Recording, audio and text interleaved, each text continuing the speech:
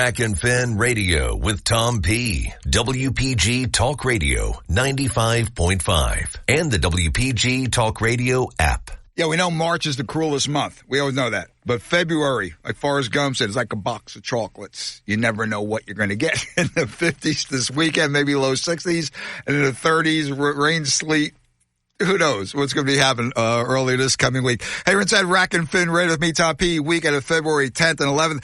And boy, oh boy, are those turkeys flocking up. Winter flocks are out there everywhere. My travels this week, I was in Salem, I was in Cumberland, I was all the way up in through Mercer, all the way up into Middlesex and back down around. Lots of turkeys and lots of fields. Saw some gobblers. Whoa. Man, they have, what's the old stereotype, the beer dragging the ground thing? There are plenty of turkeys out there. Just a reminder, your turkey permit application period is going on as we speak, and it's going to go until February 21st or 22nd, February 22nd deadline. Leftover permits and unclaimed permits will go on sale sometime in March. Remember, you apply for two spots, you get both permits, you have to pay for both. You cannot cherry pick, but there are plenty of turkeys out there. Hey, just a reminder, get your chili on, man. You think you're a badass chili chef? And there are some great ones out there. Trust me. I'm not so bad myself. But the Great Piccolo Inn is having Jesse's 6th annual chili cook-off Sunday, February 18th. It's $10 to enter. There's plenty of prizes. Competitors must register by this coming Wednesday, February 14th. Ash Wednesday, Valentine's Day. Yeah, Easter. It is early this year. Raffle to benefit the Super Pick Chick Jessie. Prayers are with Jessie, a great crew out there, Bonnie and Cricket, everybody. Rally around Jessie. She is just a wonderful person. Visit the Pick for a registration form. The Piccolo Inn, 866 Route 206 northbound side in Shamong, 609-268-2066. Coming up, Dr. Dana Christensen from Stockton, also Ocean County College. Not your daddy or granddaddy's fishing survey. Check it out. Hang in, grab that cup, grab that Red Bull. Be right back. Rack and Fin Radio. WPG Talk Radio 95.5. You have the choice whether it's going out to dinner or ordering takeout at a local restaurant. Those choices help to put money back into your community. And Town Square Media South Jersey puts a spotlight on local restaurants. Trio North Wildwood, chef-driven, quality-focused, bridging the gap between bar food and fine dining. TrioNW.com. Vincenzo's Ristorante, putting the accent on Italian. Soon to be your favorite spot for a delectable lunch or dinner in Galloway. VincenzoSmithville.com. Chico & Sons in Northfield, voted #1 sub shop in South Jersey year after year. ChicoandSons.com. Provenza Restaurant and Event Center on Wellington Avenue in Ventnor. A mouth-watering Latin American steakhouse, providing customers with a truly great dining experience. On Facebook at Provenza Restaurant Event Center. Looking for a fun night out in Atlantic City? Head out to Gin Ricky's, the Roy Social Hall, and Wild Honey Barbecue, and party like a rock star.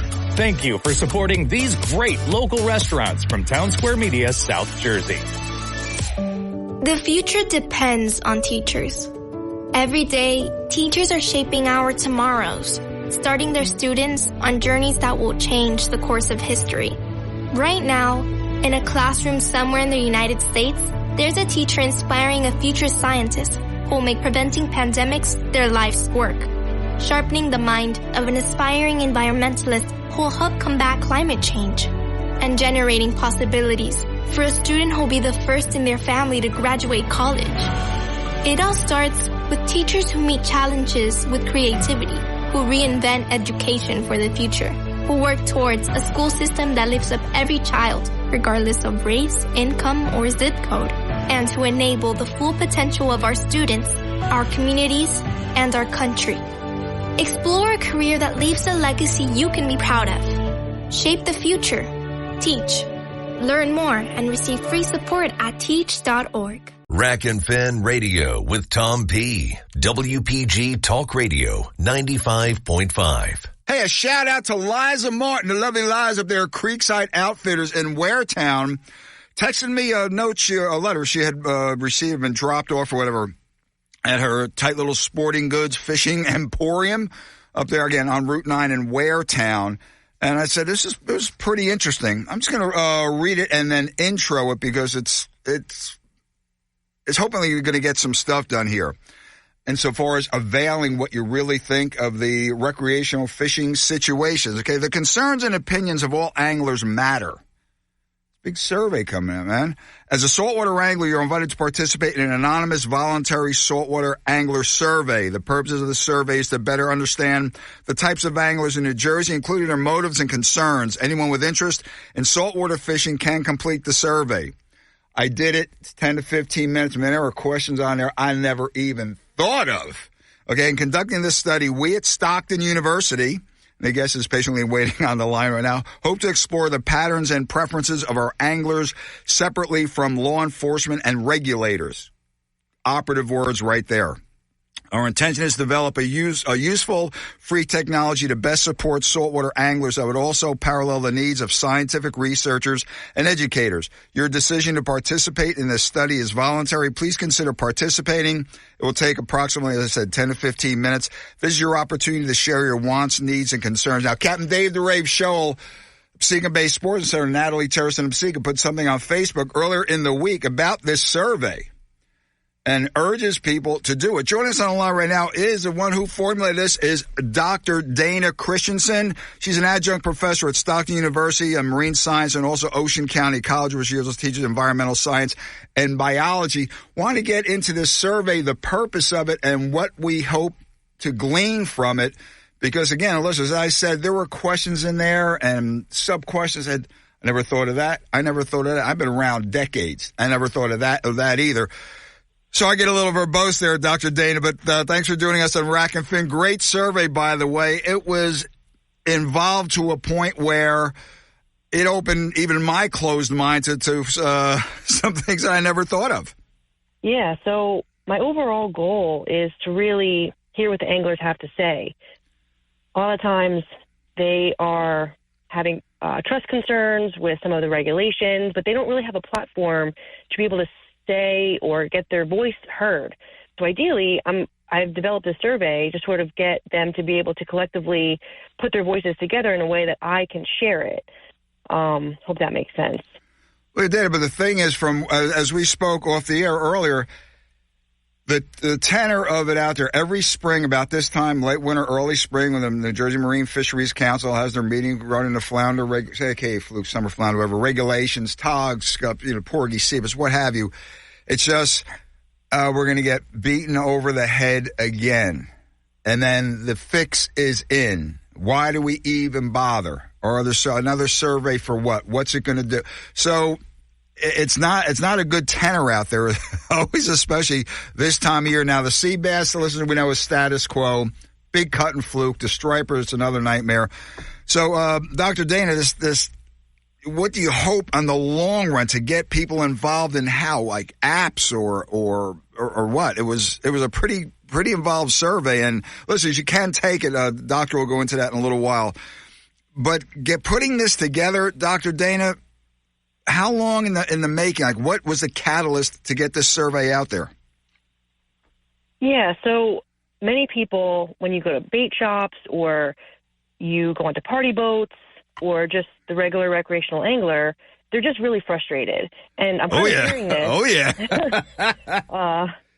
As a researcher and saying, there is a need here to have these people be able to voice their opinions in a way that, because like you said, there's surveys that come from these different organizations, which I'm not a part of, and to say, okay, well, I don't have to follow or be restricted by the red tape given by some of these organizations. I'm an independent researcher with Stockton. So I said, you know what, there's a need to have people voice their opinions, and if I can actually write this up and utilize statistics around some of these questions that are the same statistics and present them at the same platforms that some of these researchers go to at some of these organizations where they attend these conferences, or if I can publish in scientific journals, the same journals that they would publish in, it's, 90% of people are dissatisfied, for example, then right. Those are statistics which hopefully people can, at these organizations, will be able to see and can't really shy away from. Hope that makes sense. It does from a scientific angle. For the layman like us, I guess it makes sense. We got Have to have another avenue out there. We're speaking with Dr. Dana Christensen, an adjunct professor at Stockton University, teacher of marine science, and also Ocean County College, environmental science and biology. The survey that's out there, and the doctor will get into it, it's in a, what do you call it, a Q code or something? Yeah, there's a QR code. QR code, okay. And there's also a link, but there's different ways that you can access it. Mm-hmm. We'll get into that a little bit, Doctor. But the thing is, I noticed you mentioned trust.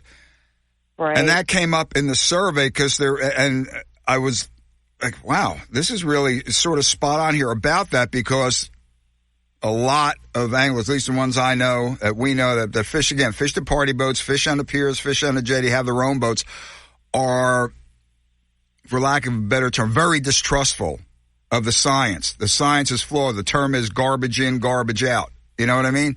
So hopefully this will, I don't know, give another avenue where people can interact. You know, anglers to another angler here. But one of the things I noticed, Doctor, one of the questions was the fear of sharing with law enforcement. Where'd that come from? Yeah, I think a lot of these surveys, and just whether it's the scientific community in general, when anglers hear that, they kind of they have this distrust feeling. And so me being able to assess that and see maybe where or why that comes from, or just the fact that that is present in general, is something that I want to be able to identify. Mm-hmm. Now, in the long run, if I'm able to potentially get people on the same page, that would allow anglers and researchers to work together, and that would benefit both. You know, getting the anglers, you know, just not to go on a tangent, but Cornell Lab of Ornithology, they developed a birding app, and over time, as people entered where they saw birds, when they saw birds, they took pictures of them, and then over time, Cornell Lab of Ornithology was able to take all these millions of data points and then create these intricate maps to show when and where the birds were migrating, so the birders could then look at these maps and these tools and get information about the birds, which was ultimately given from the birders. Now, the anglers are a much different community, but in the long run, right? Now let me write you a second. I'm sorry. I apologize ahead of time because I'm prone to do this. When I saw something there about giving reefs locations, giving numbers, I went, "Whoa, hey, that was a pretty straightforward question. Would you mind doing that?"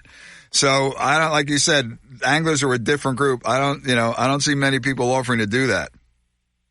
Right, but that's something I would want to know, and that the scientific community should know, hey, they don't want to do this. We have to take that seriously, and then figure out maybe why they do or why they don't, and then, go from there. Then a response so far. Do that.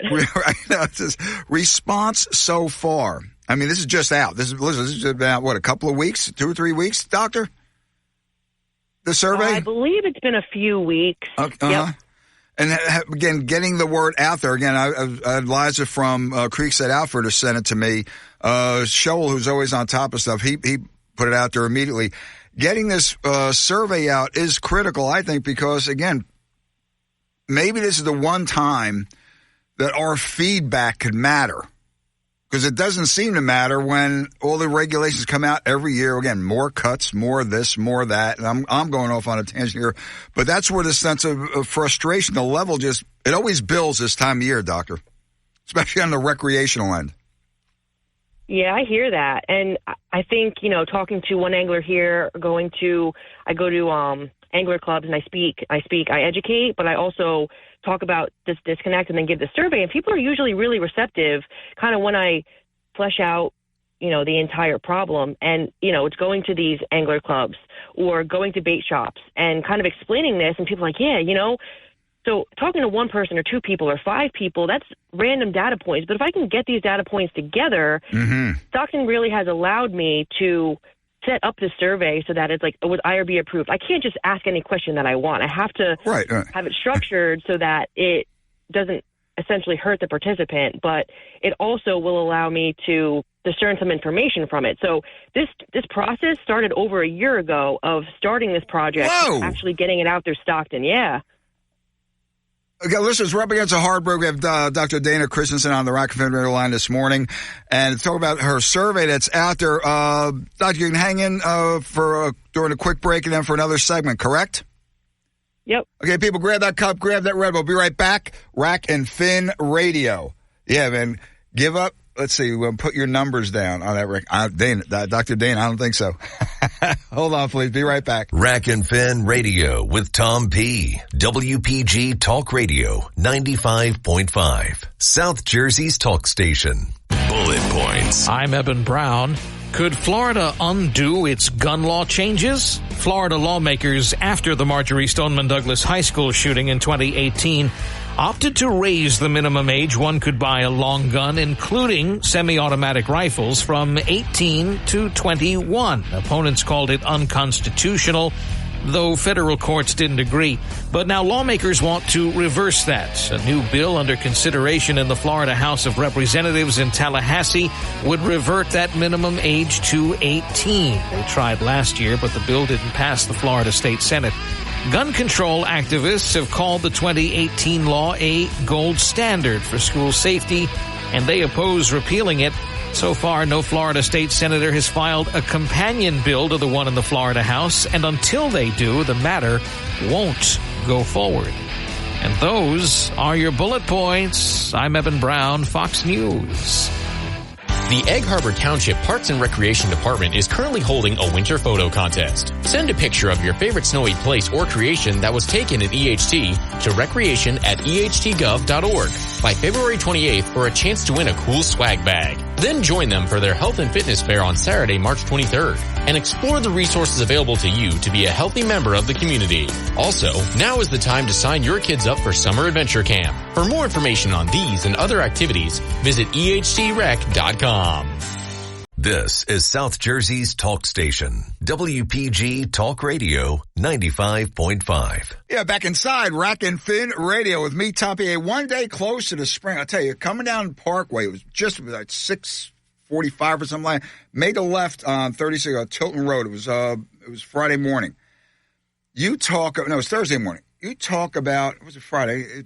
The sky was on fire. You talk about red sky and morning, sailor take one. That was one of those beautiful skies I've ever seen along the Jersey Shore, and the weekend weather is bearing that out with the showers. But hey, fish are wet anyway. Get out there and enjoy it. Joining us on the line is Dr. Dana Christensen, adjunct professor at Stockton University, Marine Science and Ocean County College, Environmental Science and Biology, and our survey that is out there now, and it's available with QR codes on it. The doctor's going to explain how more people can avail themselves to it. But, Doctor, what I want to know is, you said a year in the making. Then you're sitting down and with your other participants, whatever, putting this together. The simple question, the why of it. Yeah, so it's really interesting because when I'll go to these individual people or these individual bait shops or just kind of talk to anglers, they all have something different to say. And there might be something specific about a certain species that they're dissatisfied with, or a certain regulation, or whether it's someone who's a party boat captain versus just someone who goes out all the time or just once in a while. And they all, feel frustrated.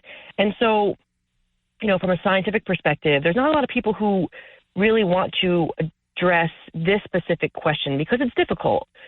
So, but I'm not really afraid of that challenge. I think it's really important that we do this for the long run, the benefit of the angler and the benefit of the researcher. But, even when you're talking about the language, so there's a lot of things that I'll notice where researchers will say things like, "Oh, the water is turbid," but to an angler, they say, "Oh, the water is dirty," right? They're talking about the same thing, but they're just using different language. So that might be a problem, right, where the language is just different. Or there's some information that anglers have about fishing that researchers have no idea about. For example, an angler can throw some type of bait in the water presented a certain way, and just based on the bite, they know exactly what fish they've caught. Researchers don't really have the ability to do that. There's not really a standard method of, knowing exactly what fish they caught based on the bait presented, right? So there's so much information that anglers have that would benefit researchers. One of the last papers I did on stripers, there was certain information that I asked anglers about, because there was no scientific papers out there about what certain stripers were eating when and when they were migrating, right? So, exactly. There's things that anglers know which could benefit the scientific community, but if there's no trust toward the scientific community, why would they ever want to say anything? And I don't want to just be a one-way street where, oh, give us all your data, right? We want to know how they feel. We want to know what they're willing to give. And then if I was in the long term to contribute to developing some kind of app that would help anglers, right? I can't just say, give me all your data. That hasn't gone well in the past. I don't think that will go well in the future. So it's kind of like, hey, what are you willing to give? What do you want to give? What would you want if there was an app developed for you? Not only for you, but also for researchers, if that makes sense. Doug, one thing, just interrupt you again. One of the things I noticed in the questionnaire there, in the survey, water temperature, yes. Clarity, yes. Turbidity, whatever, yes. I saw salinity. I said, wow, I never really thought of that. And that's a key factor in success in some areas, especially we got heat waves going on in back bay areas. That's one of the things that who really thinks of that. A few of the more esoteric, yes, but again, that's another avenue in there for a point of interest. Yeah, absolutely. And that's something that I would gather researchers do more often. So that might be something that if there was potentially an app or something in the future, hey, if we can get a map of this and associate it with tides, that might be beneficial for anglers in the future. Is there a timeline, or how long is this survey going to be out there? How long can people take it again, and where to get it as well? And what's the end result? To have an app or apps to bridge all these disconnects? Well, to give you a context, I think Cornell, from start to finish, starting point being getting information and getting an understanding of the population like I'm doing now, start to finish for them was over 15 years, right? So technology has gotten much better and faster, and people can work together a little bit more often. But, so this survey, I wrote it in to my IRB to be allowed to be open for up to 2 years. But I don't know if I'm going to be utilizing that entire time. If I get a lot of participants, I might be able to, start to write up some conclusions a little bit sooner. I'm hoping probably within a year or less, and start to present. But then once I start to get a direction, I didn't want to start with the hypothesis of, everyone's going to feel this way. I kind of wanted my hypothesis to be emergent. So then my next steps will be dependent upon what we get from here, if that makes sense. Is there a target number before all this stuff can get, for lack of a better term, get the ball rolling? Ideally, I was hoping for a little over 1,000, but as of right now, I have about 500. So we're going to get there. And you're going to get there pretty soon. About that. Once this is out, you're going to get there pretty soon. And then, who knows, a year, 2 years, 3 years, what do you think? Not to put you on the spot, but I'm putting you on the spot. In terms of where to go from here, I don't know. I mean, to develop smaller citizen science projects of, okay, now that certain people are willing, can we do a little smaller prototype app and see where that goes, and then start to make it bigger, each iteration being bigger and bigger. Potentially, if people do want to work with organizations or don't, that's going to have a say in it too. Like who is willing to contribute? Are people still going to be distrustful and things of that nature? I have to really assess before moving forward. So it's kind of hard to say. I don't know. Okay, Dan. Well, Doctor, the survey seems, again, I took it, submitted it, and listeners, it is anonymous. You don't have to put your MRIP number in there, conservation number, whatever they call that, registration number, what have you. And it's all going to be going to the benefit of, I guess, availing more information to recreational fishery management opportunities, what have you. Well, Dr. Dana, how can people get involved with this? Where can they find this survey? Right. So you're going to be able to find it. I think social media might be an easy way because a lot of people utilize social media. It's quick. So if you use Instagram, it would be at Professor Professor Christensen, Christensen. And then on there, you can either there's a link and there's a QR code. Some people like Facebook. So that would be Christensen Lab, Christensen. But if you want me to email it to you, I'll give you my email would be Dana, DANA, Christensen, CHRISTENSEN, at Stockton.edu. You can look me up at Stockton, send me an email, and I'll send you a link directly. Feel free to share this link on your social media. Feel free to share the QR code on your social media. Other people have been sharing it on their social media, so you might be finding it on some of their social media accounts as well, but I definitely appreciate it. Yeah, I was again, very fortunate with Liza Creekside emailing me, and then Captain Dave the Rave Shoal from Seeker Bay Sports Center putting it on Facebook, encouraging people to find it and take the survey. Well, Doctor, I wish you a lot of luck with this. It's a very ambitious project, and it seems all for the good to, again, bridge these disconnects and make for overall better fishing, better research, and make the environment on the saltwater seem better in the long run. Yeah, definitely. I appreciate all your help. I'm just thinking, Doctor, do you get a chance to fish much at all, or is this just like an overview, one of your interests? I don't fish as much as I want to, and probably, a little less than the average anglers that I interview, but I do more research type, which is a little bit different, right? And I want to understand the difference. You nailed it on the head, Doctor. Listen, the survey's about, again, I did online, 5 pages of 40, 45 questions, something like that. Very involved. You'll be surprised at some of the questions on there. Doctor, before we go, one of the things I found very interesting, I said, wow, the incentives. Maybe that's a question about incentives to report more data, like, tackle gifts, gift cards. Where did that come from?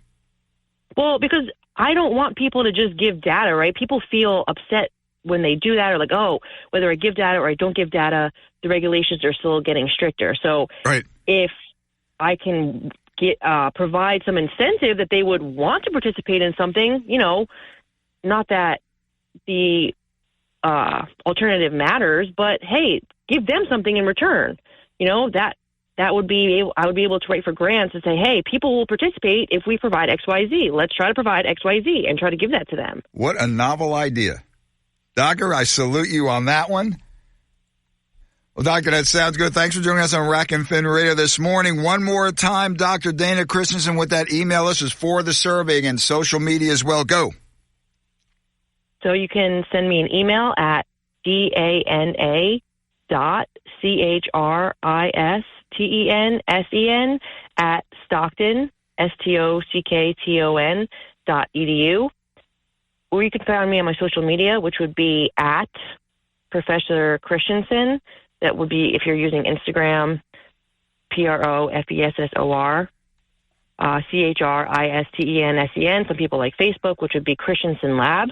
But either way, feel free to send me an email or just find me on social media, and you'll be able to find the link and or the QR code. If you can't figure it out, just send me a DM or an email, or you can go to the Stockton website. I'm on there as well. Search me as a professor, and then just send me an email.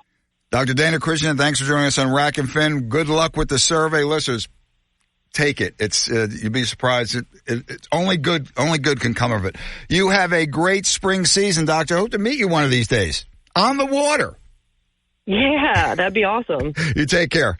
In a world full of fake news, AI, and unverified information on social media, where can you get the latest, most accurate South Jersey news? WPG Talk Radio 95.5 and the WPG Talk Radio app. Don't wait for the newspaper to come in the mail. The WPG Talk Radio app is updated around the clock from New Jersey's largest radio news team. Accurate, dependable, reliable. When you need to know, it's WPG Talk Radio 95.5 and the WPG Talk Radio app. Fox News, I'm Chris DeMaio. President Biden won't be charged for his handling of classified documents. That's not sitting well with Republican Congresswoman Claudia Tenney. If they're saying you're not competent to stand trial, how can you be president of the United States? Probably the most important and most difficult job, the most taxing job, where you need to be on top of everything 100% of the time to do a good job. Tenny on Kudlow on Fox Business. A teen migrant accused of shooting a tourist and firing at a police officer while trying to shoplift in New York City is arrested. We obtain what we can be described as pristine photos of our subjects. Now, those photos ultimately lead to the identification of our shooter, Jesus Alejandro Rivas Figueroa, a 15-year-old male, born April 19th of 2008. NYPD Chief Jason Savino. America's listening to Fox News. Your WPG Talk Radio 95.5 AccuWeather forecast for South Jersey. Partly cloudy overnight with a shower in places. The overnight low 40. It'll be warm Saturday with variable clouds. Saturday will reach a high of 63. Mild Saturday night, increasing amounts of clouds at a low of 45. Cloudy Sunday morning, then sun and clouds for the afternoon. Sunday will reach a high of 54. Potential storm early next week. Check AccuWeather often. I'm AccuWeather's Drew Shannon on WPG Talk Radio 95.5. Rack and Fin Radio with Tom P. WPG Talk Radio 95.5. South Jersey's talk station. One day closer to spring, some warm weather, and the freeze comes back early this coming week, or next week. Damn, being Saturday, it's next week. They get one chance at some ice fishing, and it's all gone. Even up in the Poconos, that place that ice is gone up there. But no matter, the white perch bite is on, has been on for a while. Great article about white perch, tidal waters, South Jersey in the February issue of the Fisherman magazine. Joining us on the line right now is the well-known author of that piece, Bob Mezak, outdoor writer extraordinaire, trapper extraordinaire, deer hunter extraordinaire, overall super extraordinaire when it comes to sheep's head. Otherwise, a pretty cool guy. Not bad clammy either. Or with the blowtoads. Hey, Mees, how's it going, little brother? Hey, good morning, Tom P. How are you? Go, Bob, talking to you, man. Let's talk white perch, the little baby cousins of the stripers. Bob, the bites, it's on. You hit them right, it's on. It's still a little bit early. In your opinion, Mezak, about when does it really light up? The third week in February, last week, what's the dealio? Really, the spawn is when they get real good, super good, which would be around the first week of April into May. But right now, you can catch them in different areas before the spawn comes. We've got a perch winter here, pretty much, so they can be found in a lot of these tributaries where fresh water comes out. So right now, guys are down on Route 30 in Atlantic City. They're doing pretty well with it down that way. And the Toms River has a few. They're hit and miss, and like I say, when the spawn comes, it'll pick up there real well. Bobby, question, though. The seems to me year to year, though, shout out to my long gone buddy, Sookie. He was from the Baltimore area. Called him White Putch. That it seems that they change areas time. Now, remember, Bobby, off 72, that Mill Creek used to be balls to the wall on fire with white perch. And then it became sporadic, and now it seems it's like every second or third year they show up. Is it habitat, the water filling in, salinity? Because they seem to, there are consistent spots, like in the Mullica, like in Nacode Creek, like in the Bass River there by Viking. But other spots, Bob, they're there one year and then not there the next. What do you think? Well, it is the salinity. The closer you get to those freshwater outlets, the better off you're going to do. When the salt water is light up where the fresh water dumps out, that's where they concentrate. They get real hot and heavy there during the spawn. But in the wintertime, the Mullica, that lets out some fresh water way upstream too. You got Tuckahoe Wildlife Management Area. There's a lot of fresh water there. Oh, we don't talk about Tuckahoe. Okay. Well, the guys that catch them on the regular go to those spots where people congregate. Mill Creek, like you said, was hot and heavy. They just stopped going there for some reason. Yeah. And the herring lightened up there as well. People used to dip net herring up there, and they just don't anymore. But the bigger water, what I like to do is get in a kayak, like across from Barnegat Boat Dock, where they have the fireworks. There's a lot of meadows back there. Yeah. You can't bring a big boat up in there, but if you take a kayak up in there or anywhere else in those back tributaries where nobody can get to, likely you're going to be fishing by yourself and have tons of perch to catch. But most people are opportunists, and they just go where everyone else is catching perch. So he said that for my benefit, people, because I'm a lazy bastard. Well, but like, for example, the Hay Road is always hot, and there's always people there, and you always seem to catch perch. Now, Bobby, in this cold water now, we have it's warm now. It's going to be colder this coming week. Another freeze coming in. It might be extended for a while. Is it, because I love to catch them, Bob, with a little size 0 spinnerbait clip with a jig head with a piece of bloodworm on there, or a little mini, a little killie. But is this mainly in this colder water a bait and weight dealio? Yeah, pretty much. You know what? In January, I've heard of a lot of people using small spinners. But really? You have to be able, they'll hit small spinners, but the trick is to get the spinner or your bait down below 4 feet. No matter what the depth of the water is. I mean, if you're fishing on a lagoon where there's bulkheads, you want to get underneath that last rail all the way down near the bottom where they're feeding on shrimp. Larger perch, the bigger ones, 12, 13 inches, they stay real close to the bottom. You won't catch them on a bobber with a foot down hook.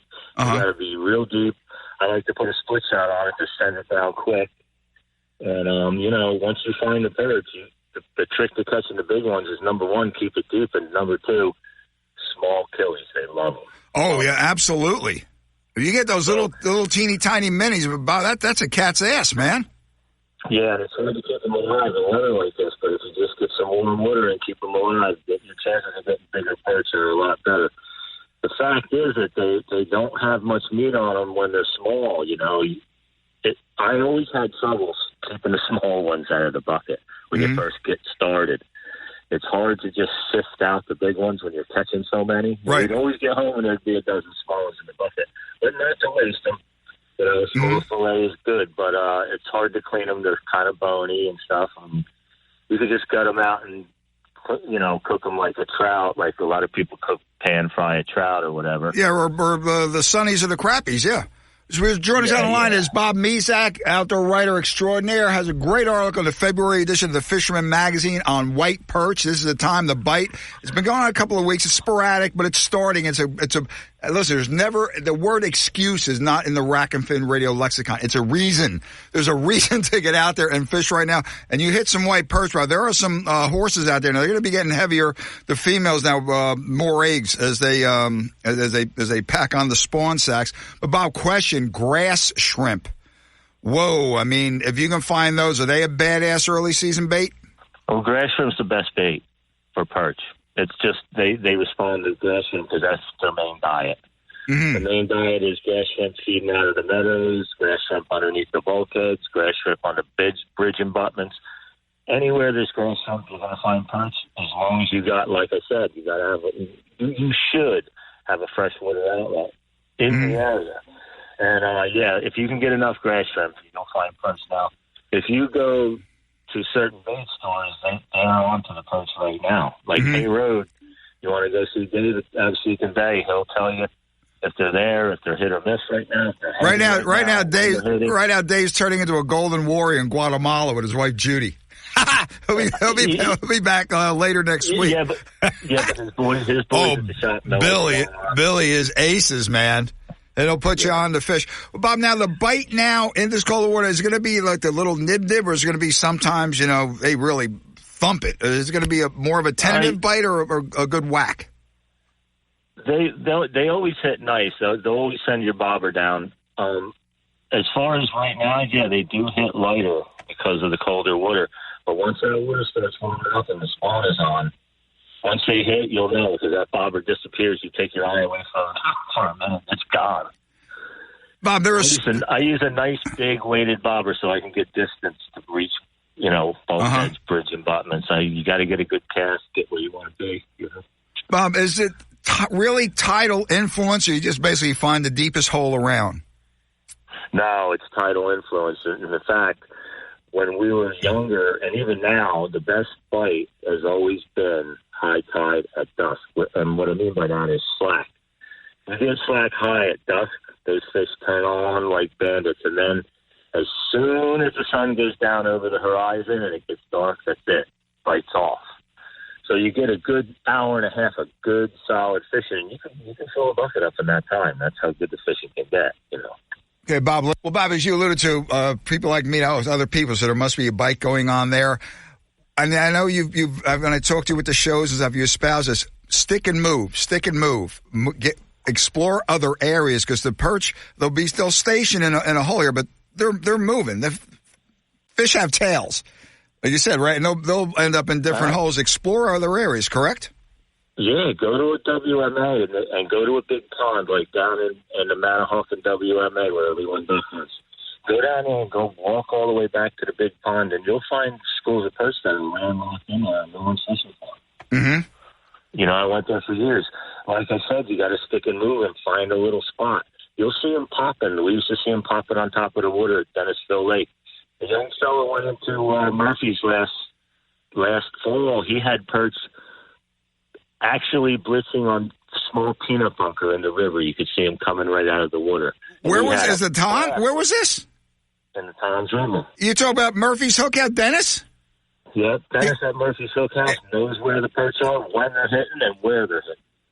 Yeah, that guy is an encyclopedia. I'll tell you that, man. He has all the bait. And he has all the baits. All the baits you need, big giant bloodworms, you know. Now, Bob, let me run this by you. And shout out to Captain Al Credelli and sons Jimmy and Michael there on the Tuckahoe track, as they call it.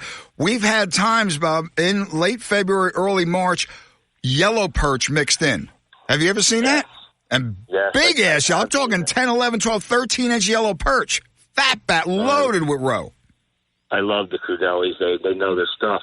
And we used to fish in a place called Pickle Factory Pond down in Cape May where there was a landlocked lake. Yep. And how the yellow perch got in there, I don't know, but we used to catch bucketfuls of them. Did you ever see the crappies in there, bees? Yeah. And Pickle Factory Pond and East Creek Lake. Yes, another deep water spot where you want to keep your stuff down near the bottom because those crappies always hang deep. They never go up to the surface. Yeah. Always stay on the bottom. Well, Meese, we got to wrap it up here. Thanks for joining us, sharing knowledge on Rack and Fin Radio's Bob Mesak. Check out the February edition of Fisherman Magazine. His article on white perch. Get out there and catch them now. Warm the next couple of days, and the freeze is coming on. As Bobby says, stick and move. The perch are there. They don't have the feed bags tight just yet, but they are on the chow a little bit. And Bob, I'll tell you, they are some of the best eating fish going, man. Oh, they are. By the way, listen, Bob Mesak has a Jack Russell Terrier, aptly named Jack, who has been known to give fighting lessons to pit bulls. He is one tough little bastard, man. He's like his dad. He's a wiry little guy. He is tough. Okay, Meese, thanks for joining. Best of the misses. We'll see you on the water pretty soon. Let's get together the next couple of weeks. Let's get some white perching down, Meese. Let's go. Catch you later, brother. Thanks for having me. Yep. Yeah, great white perching out there. It's going to get better, especially after this freeze. Going to wrap it up next segment. Be right back. Rack and Fin Radio. WPG Talk Radio 95.5. Hi, this is Gordon Deal. Coming up on This Weekend, employers and employees are not as loyal to each other as they used to be. When did the breakdown occur? And will it ever be repaired? We'll explore. Also, a tech expert joins us for a list of the best plug-in hybrid vehicles. Plus, what it says about you if you feel strongly about Travis Kelce and Taylor Swift. And the rise of situationships for young adults in the dating world. That and more on This Weekend.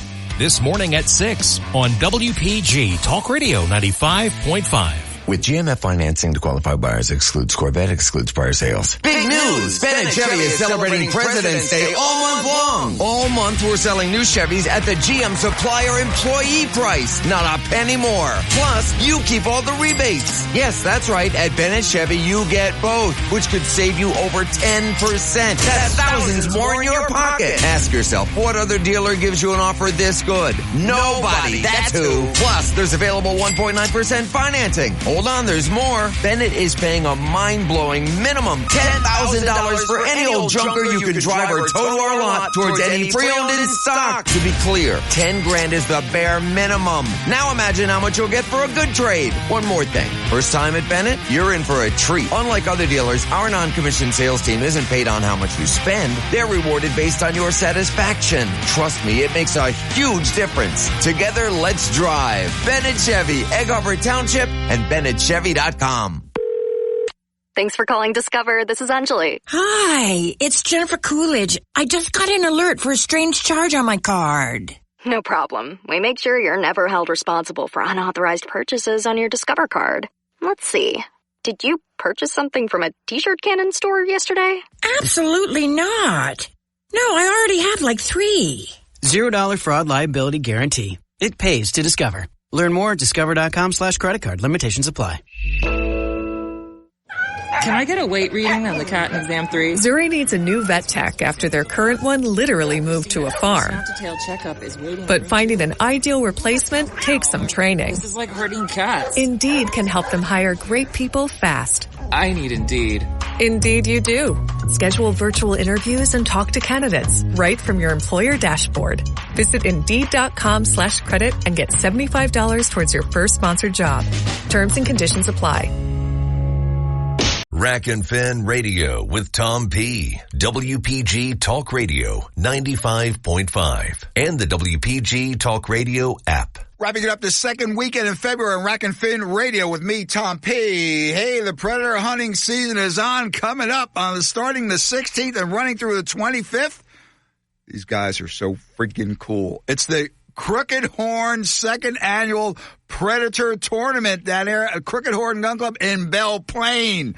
I love the Belle Plaine area. I love the Cape May. The Peninsula County has it all. Joining us on the line right now is club member Rich Lachlan talking about this tournament. The sign-up starts February 16th from 5 to 7 p.m. and it runs through. There's weigh-in. It's a reasonable price to get in. Plenty of food, plenty of prizes, a lot of good stuff. Rich, thanks for joining us. How you doing, little brother? Wish we had more time. Tell us about the tournament.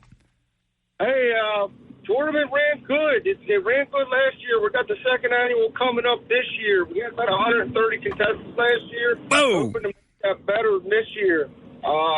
We extended it to 5 animals instead of 2. So you had to weigh in 5 animals in each category. On top of that, we've also pushed the weigh-in times back just a little bit due to people asking for it. And there's 5 chances to weigh in.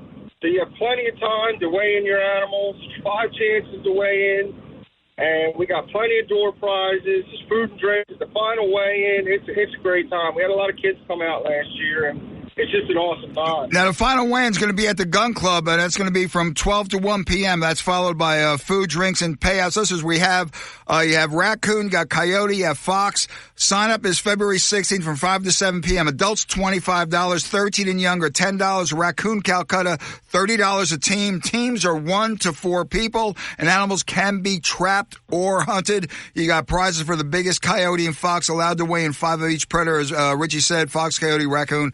I'll tell you, man, this sounds like a fun event, and you had a great time last year, and you see the numbers growing even more, don't you think? Oh, I definitely have gotten some phone calls already. I'm hoping this year it gets bigger, and we see what happens. I mean, but it's a fun time. It really is. Okay, listen, everything's going to take place at the Crooked Horn Gun Club in Belle Plaine. Can you give that address, Rich? We do not have an address, but it'll be on Facebook on how to get there. It's right off of Belle Plaine. So all the information is on our Facebook page, Crooked Horn Gun Club. They got the way to get there, the directions to get there. It'll have the rules posted along with the flyer that goes out. And when you sign up, you get a list of rules and everything. But they can also get a hold of me at 609-774-6991. If they cannot make it, I will do free registers from signing up, and we will take your money through Venmo, and that way you guys can hunt this tournament. Fantastic. Listen, and the Cape has its share of dogs and foxes and raccoons, I'll tell you that. Richie, last year, didn't you guys have a coyote that pretty much looked like a teenage timber wolf size-wise? It did. It weighed 44, almost 45 pounds. It was 44.84 pounds. Oh, man. That thing probably ate a lot of fawns.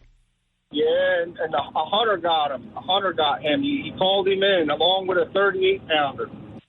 Tell you what, they do impact. We had the Predator tournament last week. There's another big Predator tournament going on at Monroe up there in Middlesex County.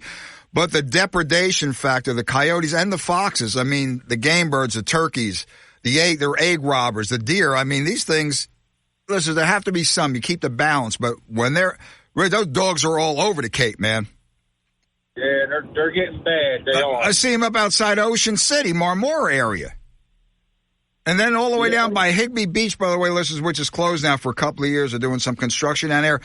Beaver Swamp, I see them all. I used to have a place in there of 47 there by Reed's Beach. Man, Rich, these things are everywhere.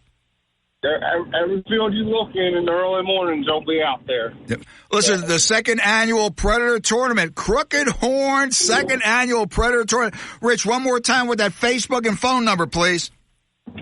Crooked Horn Gun and Club on Facebook. We have all our information, and you can also get a hold of me, Richard Laughlin, at 609-774-6991, and I'll take care of you. Listeners, it's open to trapping and hunting. However, all animals must be harvested legally in New Jersey and follow all New Jersey hunting regulations. That's vital. This is an straight up club. By the way, Laughlin, I see the operative word here, food. You're going to have plenty of food?